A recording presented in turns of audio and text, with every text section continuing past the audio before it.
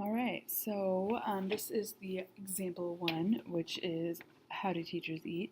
This is one where you may use a Venn diagram. So it says a check of 100 randomly chosen classrooms. A large high school revealed that 38 had refrigerators, 53 had microwaves, and 21 had both. So the first thing I'm going to do is draw a Venn diagram. So this is one of those things where you don't have to draw the diagram. You could totally just use the formulas and figure it out from that. But we can also use a Venn diagram to help us kind of see how the formulas work.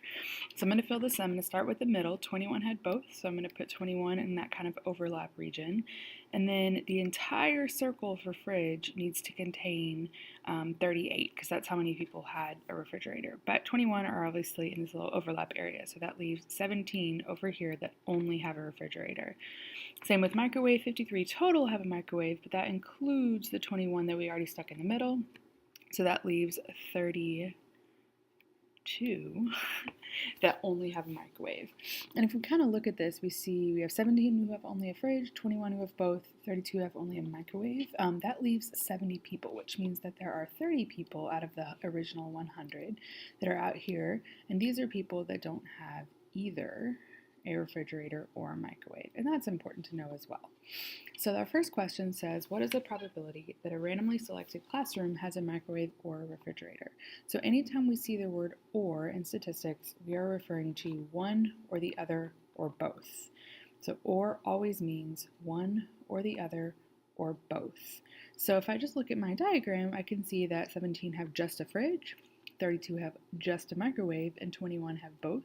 So if I add those together, I get 70. So 70 out of 100 is 0.7. So that's how we get the answer just by looking at my diagram. Now we do have a formula for OR. The formula for OR is the probability of, let me write it out, probability of the first thing, refrigerator, plus the probability of the second thing, microwave, minus the probability that both things happen at the same time. So if I'm going to use the formula, I have to use the numbers that were originally given to us in the problem. So for probability of refrigerator, I look and see that the problem told us that 38 out of the 100 rooms had refrigerators. For probability of microwave, the problem tells us that 53 out of the 100 have microwaves. And then for the probability of both things at the same time, the problem tells us that 21 out of the 100 had both. So if I do some simple addition and subtraction here, I end up with 70 out of 100, which is the same thing we got by just looking at and using our diagram. So the reason this formula works the way it does, the reason we have this third piece right here that says minus the probability of both, is because otherwise, if I use these numbers that were originally given to us in the problem, it's including those 21 people who have both are included in both totals. So they're getting counted twice. So that's why we have that subtraction piece in the formula. Okay, but like I said, you can use the formula and just use the original numbers given to you in the problem, or you can draw out a diagram and use the diagram. Either one is appropriate. It's just whatever works and makes the most sense to you when you're doing these types of problems. All right, so part B is where we get into our given type problems. So what is the probability that a classroom with a refrigerator, so this is given, means we're only talking about people or classrooms who have refrigerators. What's the probability that they also have a microwave? The way we write that is we say, what's the probability that this person or this classroom has a microwave given that they have a refrigerator? So whatever's given in a problem, whatever's assumed to be true from the beginning, is always going after the line in that formula. So again, we can use the formula and actually just plug in numbers given to us from the problem, or you can use the diagram and help you answer it that way. It doesn't matter, whatever makes the most sense to you. So if I'm using the formula, our formula for given says we're going to do the probability of both things, microwave and refrigerator, on the top, and then on the bottom of the fraction we put probability of what we're given, which in this case is that they have a fridge. According to the problem, probability of both is 21 out of 100. And then on the bottom, according to the problem for fridge, it's 38 out of 100. On the top and the bottom, we're dividing by 100, so that basically cancels out. We're left with 21 out of 38. 55%, so 0.5526.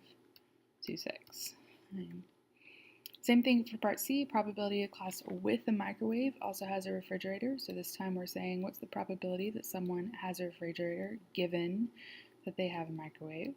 So again, on the top, probability of both, fridge and microwave. On the bottom, probability of what we're given, which in this problem is that they have a microwave. So this time we have 21 over 100 on the top, and then probability of microwave was 53 over 100. Hundreds cancel out. 21 over 53 is 0.3962.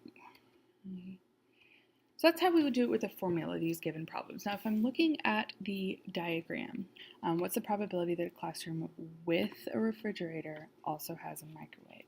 So what that would mean is that I really should only be looking at these sections right here. These are the people who had refrigerators. So only looking in that circle, we can see that 21 had microwaves out of 38 total. So that's kind of where that number comes from if I'm looking at the diagram. With a refrigerator, so I'm only caring about this circle right here, 21 of them have microwaves out of 38 total. Same idea with part C. What's the probability that a classroom with a microwave also has a refrigerator? So if I'm only looking at the microwave circle, I can see that 21 have refrigerators out of 53 total, so it ends up being 21 out of 53. So we don't have to use that formula to get to the same fraction and get to the same answer. If the visual of the Venn diagram makes more sense to you, then use it. All right, part D asks, are the events has a microwave and has a refrigerator mutually exclusive or disjoint? Disjoint or mutually exclusive, same thing, basically means that it has to be one or the other. It can't be both. So disjoints are two items or two events that it has to be one or the other. It cannot be both. So in this case, that is not true. It is possible for someone to have both a refrigerator and a microwave, and we know that because 21 people have both, or 21 classrooms have both. Okay? So when we answer a question like this, we want to make sure we're using evidence and numbers given to us in the problem itself. Obviously, we know, realistically in our brains that it's possible to have both, but anytime we're answering or kind of explaining why or why not, we want to make sure we're including evidence from the actual problem itself.